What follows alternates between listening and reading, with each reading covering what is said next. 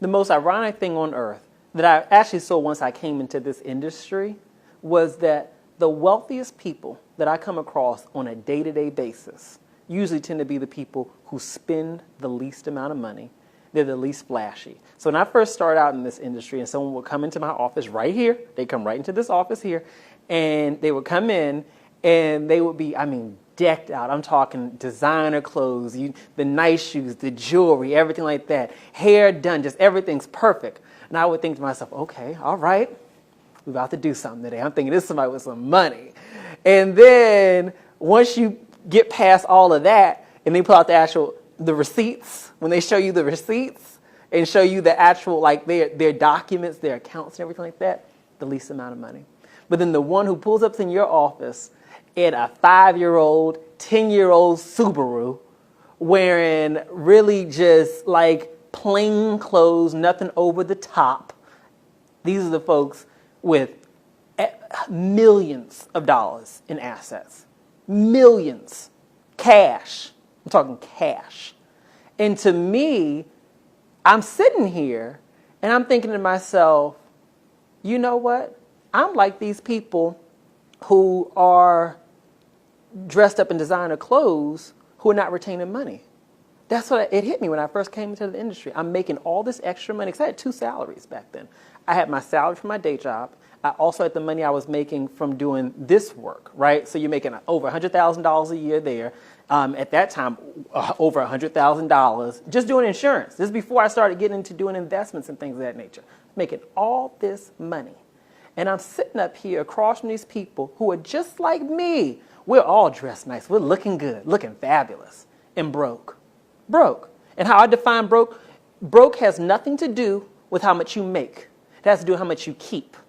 If every time you get your checks, at the end of the month, you made this much money and you spent that same amount of money, or in some cases, you're spending more than what you made because you're using credit to supplement things, right? Then you are broke.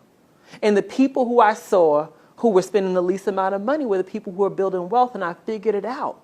They were building wealth because they were keeping their expenses low. I can't hit this point enough. You have to minimize your expenses if you want to create wealth. I always hear these things where people say, oh, you can't take it with you. You might as well enjoy it.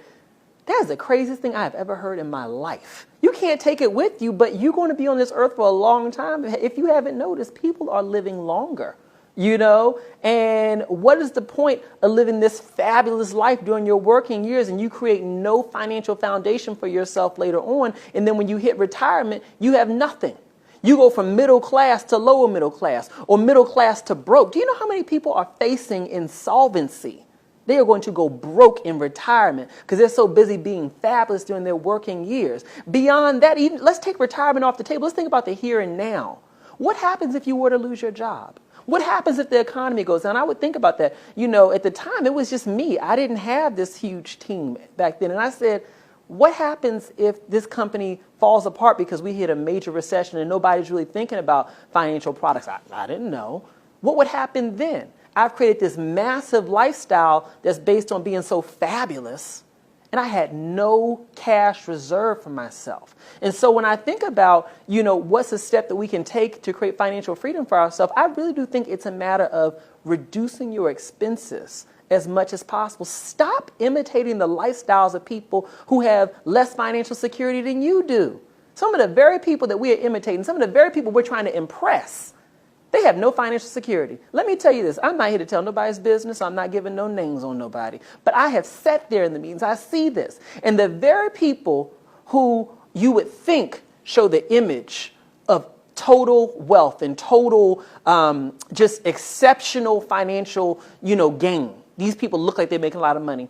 They do make a lot of money. They spend the same amount of money. They're broke. They're broke. We got to change our mindset to stop imitating those people if we want to create financial freedom for ourselves. And the way that we do that is we have to look at our expenses. What expenses can we reduce as much as possible so that at the end of the month, the difference between what we spend and what we bring in, so the difference between those two is as wide as possible. Because that's where wealth is created, in the gap. I call it the gap. The gap between what you spend and what you make. And imagine, You keep your expenses at a nice low level, and you keep on making more money, keep on making more money. That's the sweet spot. That's the real sweet spot. You don't have to worry about a recession. You don't have to worry about nothing. Somebody say, hey, you want to go on a trip with me to Greece? Oh, yeah, absolutely. Let me just go ahead and pull out that debit card, not credit card, that debit card. Swipe that. Go ahead. We can get on the flight, whatever you need. An emergency comes up, no problem. I got that.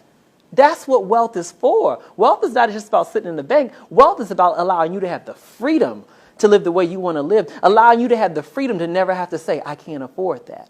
And if you want to be able to live that way, then you have got to keep your expenses low.